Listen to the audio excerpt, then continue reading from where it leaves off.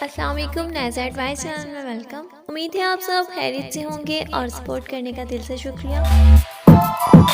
آج کا ٹاپک ہے کہ غرور اور تکبر کیا ہے اور کیوں اسے کرنے سے روکا گیا ہے، اس کے کیا نقصانات ہیں۔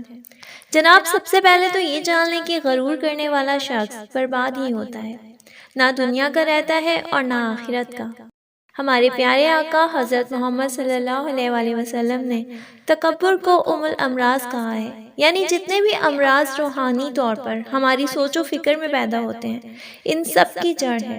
جب آپ خود کو علم، حسب و نظم یا دیگر جتنی بھی خصوصیات ہیں ان سب پر خدا کا شکر ادا کرنے کے بجائے خود کو لوگوں سے اعلیٰ سمجھنے لگ جائیں تو سمجھ لیجئے کہ آپ میں تکبر کی نشانیاں پیدا ہو رہی ہیں، جو جلد ہی آپ کو رسوا کر سکتی ہیں۔ خدا کو تکبر پسند نہیں، ہر چیز خدا کی امانت ہے، اعلیٰ تو کوئی بھی نہیں ہے نا۔ جب ہر چیز خدا نے بنائی ہے، ہمیں بھی اور ہم سے جڑی ہر چیز بھی خدا کی عطا ہے، تو کس بات کا غرور ہے، کس بات کا تکبر ہے۔ جناب، غرور کرنے والا انسان دنیا میں بھی ذلیل و خوار ہے اور آخرت میں بھی جنت کا حقدار نہیں۔ آخر میں بس اتنا ہی، اوقات تو مٹی ہے جناب، کیا دیر لگتی ہے مٹی کو مٹی ہونے میں۔